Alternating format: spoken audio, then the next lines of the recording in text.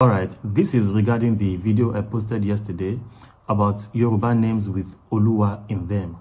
It has generated a lot of mixed reactions as expected, but let me quickly make these clarifications because it is obvious that a few people don't get the message in the video. Now, personally, I avoid talking about people's religion because religious people or many religious people tend to get quite agitated when they hear things that don't agree with their faith. And because I don't find that cute, I just like to generally avoid the subject of religion. But it is impossible to discuss Africa's history and culture without bringing in the changes that have been introduced by Abrahamic religions. These changes are very many, so great and, shall I say, damaging. These changes have erased a huge chunk of the original traditions, so much so that many Africans today have no idea what our society was like before the religions came in. So it isn't an attack when we make references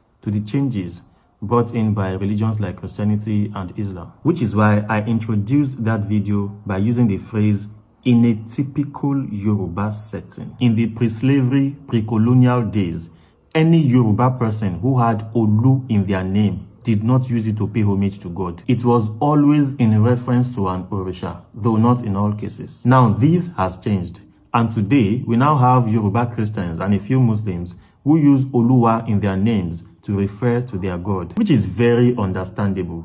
Cultures change. And frankly, I don't expect you to have Oshun in your name when you don't believe in Oshun, which is why I also said in the same video that I am not in any way questioning the authenticity of those names. Go and watch it again. It is just very important to let ourselves know the history of how those names come about, to let us know that things have not always been like that. And these changes are not even unique to Yoruba land. It's all over Africa. When a new religion gets introduced, it affects every area of your culture. Yes, we like to say things like culture and religion are two different things, which is true to some extent, but for the most part, culture and religion are intertwined. Till this day, for instance, we still have some Igbo people who argue that the Chi and Chuku we hear in their names don't mean the same things. This is not new. It is all over the works of Achebe and many other Igbo scholars. So that is the point of that video, just to paint a clear picture of what our society was like before we started becoming Christians or Muslims or whatever. And not even names with Olu in them alone. Even names such as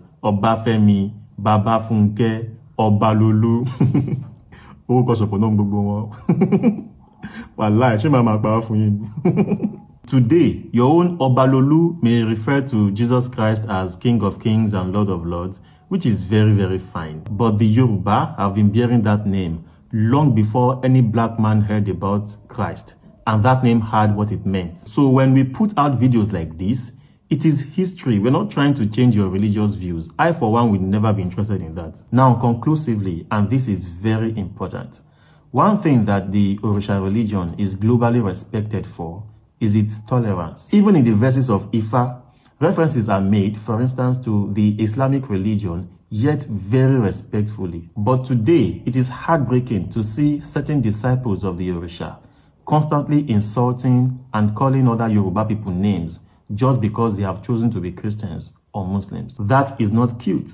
That is not Yoruba, and certainly the future of that trend is not bright. We, the Yoruba, are historically known for cohabiting peacefully, irrespective of religious differences. So please, don't become bitter so that you don't end up becoming guilty of what you criticize. Now, that being said, after reposting the Soponna series videos with Dr. Tunde Adegbola, we'll be proceeding to examining interesting names like Olumide, Malaolu, Akinlolu, Kumolu, Tayelolu, and what have you. Àjọṣe wa ò ní bàjẹ́ o, wàá ṣeré.